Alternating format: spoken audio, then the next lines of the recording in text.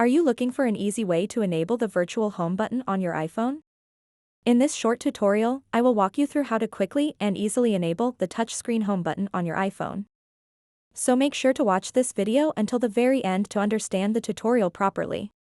To get started, open up the Settings app on your iPhone, scroll down a bit, and tap Accessibility. After that, tap where it says Touch. Once you are on this screen, at the very top, you'll see an option called Assistive Touch. Just tap on it. So now what you want to do next is toggle on the switch right next to Assistive Touch. And now you've successfully enabled the touchscreen home button on your iPhone.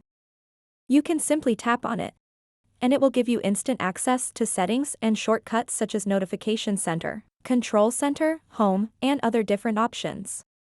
You also have the ability to customize this feature.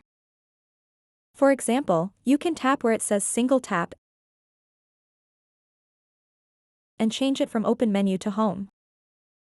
So now, what this will do is that if you tap on the virtual button just once, it will take you to the home screen instantly.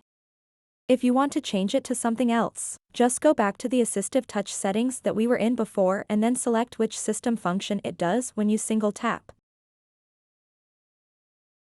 double tap, or long press. So that wraps up this tutorial. If you have any questions about this whole process, please let me know in the comments section below.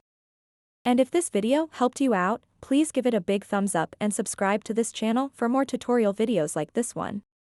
Thank you so much for watching and have a good day.